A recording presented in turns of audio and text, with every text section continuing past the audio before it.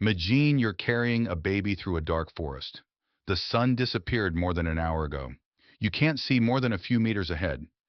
Every snapping branch could be a wolf. Every rustle in the bushes could be another human who doesn't want you alive. Then your baby starts crying. Today, that sound means little more than an interrupted night's sleep. But for almost all of human history, it could have revealed your exact location to every predator and enemy within hundreds of meters. A single cry might have been enough to end an entire family's bloodline. And yet, despite that danger, human babies evolved to cry louder, longer, and more frequently than almost any other primate. That contradiction changes how you see one of the most ordinary sounds in your life. Because keeping babies quiet wasn't simply about comforting them. It was a survival strategy that shaped human evolution, changed the way families lived together, and may even explain why modern parents instinctively rock, sing, and carry their children without ever being taught. But here's where the story begins to get strange. Around 1.8 million years ago, our ancestors looked very different from us. Species like Homo erectus had begun walking long distances across Africa. Fossil evidence from places like Kubifora in Kenya and Dmanisi in modern-day Georgia suggests they traveled hundreds of kilometers over generations, following migrating animals and changing climates. Unlike chimpanzees, they couldn't leave infants behind while searching for food. Human babies were simply too helpless. A newborn chimpanzee can cling tightly to its mother's fur within hours of birth. The mother climbs trees, runs, and forages, while the infant holds on almost entirely by itself. Human babies can't do that. Our ancestors gradually lost most of their body hair over hundreds of thousands of years. Evolutionary biologists such as Nina Jablonski argue that reduced body hair helped regulate body temperature during long-distance walking under the African sun. But losing fur created an unexpected problem. Babies suddenly had nothing to hold on to. That meant someone had to carry them, all the time. For months, sometimes years. Anthropologists studying modern hunter-gatherer societies have found that infants are carried for astonishing lengths of time. Among the Hadza people of Tanzania, babies often spend more than 80% of their waking hours in physical contact with another person.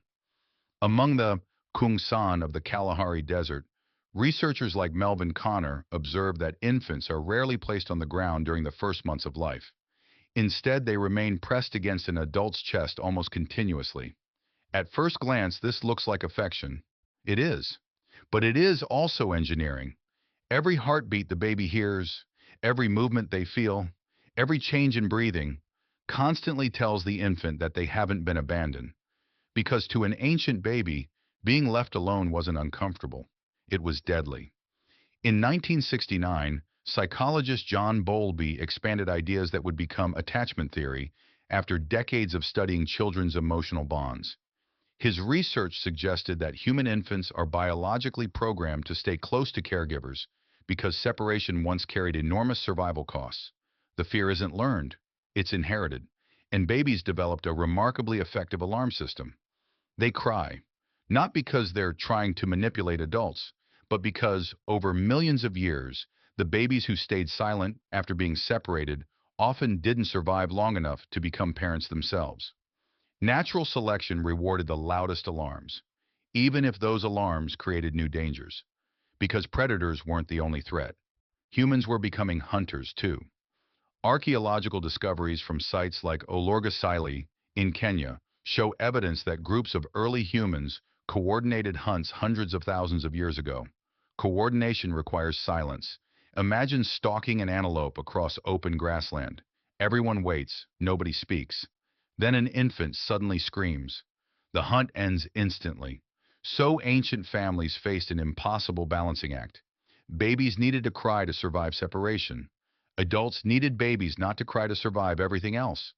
Somehow, both pressures existed at the same time. Evolution couldn't eliminate crying.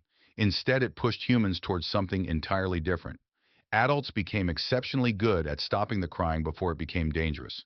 That may explain one of the most universal human behaviors ever recorded. Rocking.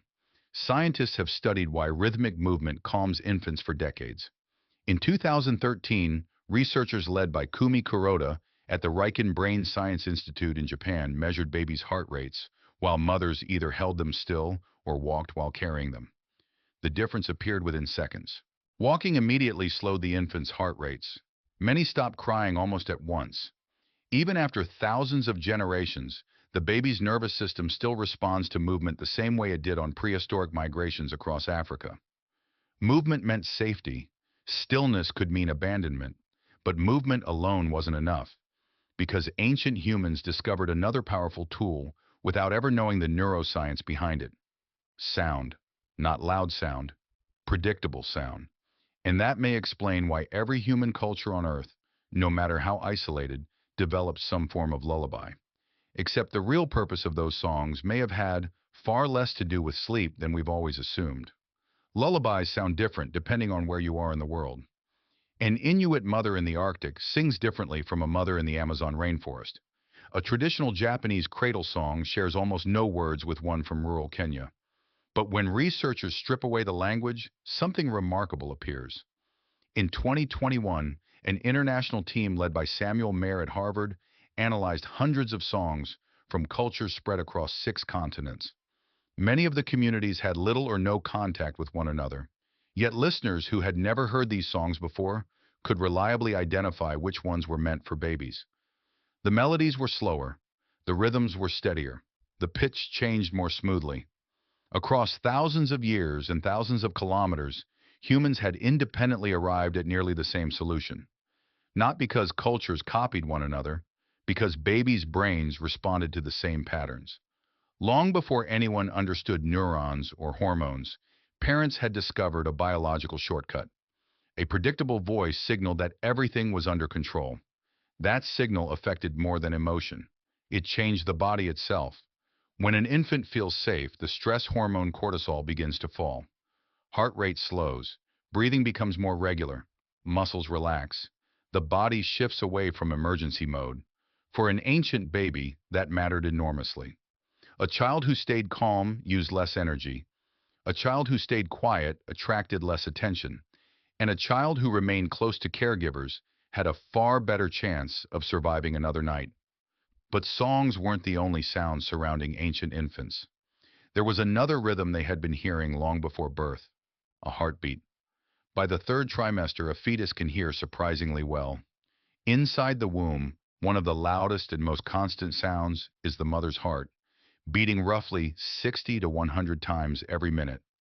After birth, that familiar rhythm doesn't disappear. It simply moves outside the body.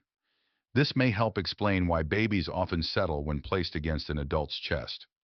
They're hearing a sound their brains have been mapping for months. The environment has changed. The signal has not. That's why physical contact mattered so much.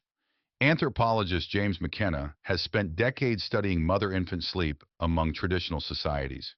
His research suggests that close nighttime contact helps synchronize breathing, movement, feeding, and even sleep cycles between mother and child.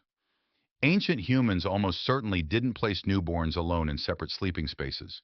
There was little reason to, and there were countless reasons not to. A cave, a temporary shelter, or a ring of sleeping people offered warmth that a single infant could not generate alone. Fire helped, but fire was never enough. A newborn loses heat much faster than an adult because of its small body size and large surface area. Before woven blankets, insulated houses, or central heating, another human body was often the best source of warmth available. Silence wasn't the only thing parents were protecting. They were protecting body temperature, breathing, hydration, life itself. Then there was the problem waiting outside the circle of fire: predators. During the Pleistocene epoch, humans shared landscapes with animals that no longer roam beside us. Lions larger than those alive today, hyenas powerful enough to crush bone, leopards that specialized in ambush.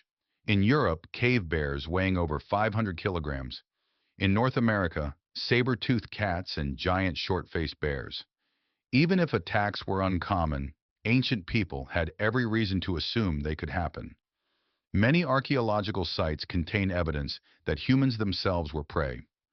At the cave of Cueva del Cedrón in Spain and sites across Africa and Eurasia, Fossil records show that humans lived in environments filled with dangerous carnivores competing for the same territory. In that world, noise carried consequences. A crying infant didn't just announce weakness, it announced location. So families adapted in ways that modern parents might barely recognize. Among many hunter-gatherer societies documented during the 20th century, babies are fed almost immediately after showing signs of hunger rather than waiting for fixed schedules. The Kung San, studied extensively by Melvin Connor and Richard Lee during the 1960s and 1970s, often breastfed infants dozens of times each day. Individual feedings were brief, but incredibly frequent, sometimes every 15 or 20 minutes. To modernize, that seems excessive.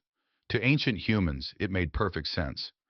A baby who never became desperately hungry rarely reached the point of uncontrollable crying. The goal wasn't simply nutrition, it was prevention. Everything about infant care moved upstream. Respond before the problem became dangerous. Pick the baby up before panic. Feed before screaming. Comfort before exhaustion. What feels like instinct today may actually be the accumulated result of hundreds of thousands of years of natural selection. But here's the twist. Not every cry was meant to be stopped. Some were designed to be impossible to ignore. In 1962, Austrian zoologist Konrad Lorenz described what he called the Kindchen schema, or baby schema. Large eyes, round cheeks, small noses, and soft facial proportions automatically trigger caregiving responses in adults across cultures. Human babies don't just look different, they sound different too. Studies of infant cries show acoustic features that activate attention networks in the adult brain with extraordinary speed. Parents can wake from deep sleep within seconds to a newborn's cry, even when other sounds fail to disturb them. In other words, evolution wasn't trying to create quiet babies. It was trying to create impossible to ignore babies. The real innovation happened somewhere else. It reshaped not the infant, but the entire human community around them. Because raising a human child eventually became too much for just two parents, and that changed our species forever. Around 1975, anthropologist Sarah Blaffer Hrdy began asking a question that most evolutionary theories had overlooked. How did human mothers raise the most demanding infants on Earth while also finding enough food to survive? The numbers didn't seem to work. Human babies are unusually helpless. Compared with other primates, they require years of constant care. A chimpanzee infant matures far more quickly. A human child remains dependent for more than a decade. One adult alone could rarely meet every need. Hardy argued that humans succeeded because they evolved something rare among mammals: cooperative breeding. In other words, your mother was almost never your only caregiver. Grandparents, older siblings, aunts, uncles, friends, even unrelated members of the group. Across hunter-gatherer societies, infants are passed from person to person throughout the day. This isn't a modern convenience. It appears to be an ancient adaptation. Among the AKA people of Central Africa, researchers have documented some of the highest levels of paternal involvement ever recorded. Fathers remain within arm's reach of their infants for much of the day, responding quickly to distress.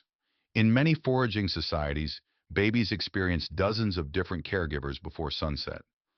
Every extra pair of arms reduced the chance that one exhausted parent would miss a cry. Every additional caregiver increased the odds that the child and the group would survive. That may explain why human beings became so unusually social. Our ancestors didn't just evolve bigger brains, they evolved larger support networks, and babies may have been one of the reasons why. This pattern even left traces in our bodies. Unlike many mammals, human infants are born remarkably early in their development. Anthropologists sometimes call this secondary altriciality. If a baby's brain reached its full developmental size before birth, the head would be too large to pass safely through the mother's pelvis. The solution was a compromise. Humans gave birth earlier. The baby finished much of its brain development outside the womb. It was an elegant evolutionary trade-off. A wider brain, a narrower pelvis for efficient walking. But there was a cost. Our newborns entered the world less capable than almost any other primate, which meant they needed constant protection, constant feeding, constant reassurance, and constant silence when danger was near. Then something changed. Around 12,000 years ago, humans began settling into permanent villages during the Neolithic Revolution. Agriculture spread across regions like the Fertile Crescent. Stone houses replaced temporary camps. Food became more predictable. Some dangers faded. Others appeared. Crowded settlements increased the spread of disease. Larger populations created conflict. Yet one ancient behavior remained almost untouched. Parents still carried babies, still rocked them, still sang to them, even after the predators disappeared. The original survival problem had changed. The biology had not. You can still see that biology today. Walk into any home with a newborn. Without thinking, someone begins pacing the room. Back and forth, back and forth.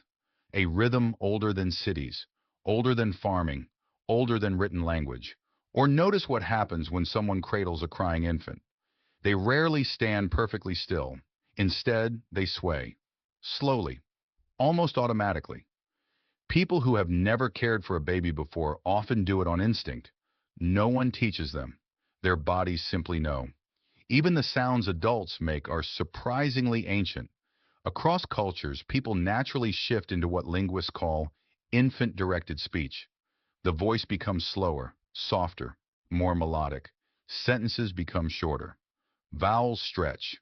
For decades, researchers assumed this style existed mainly to teach language. Now evidence suggests it serves another purpose first.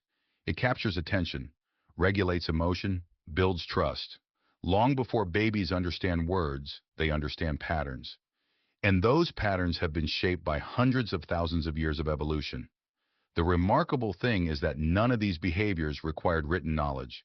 No manuals, no parenting books, no scientific theories.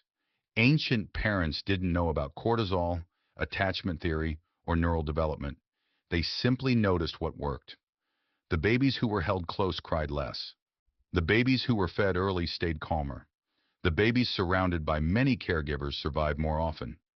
Generation after generation, those successful behaviors accumulated, not through formal teaching, but through natural selection and cultural tradition. Today, your home is probably safer than any place your ancestors ever knew. There are locks on the doors, hospitals a few minutes away, electric lights that erase the darkness.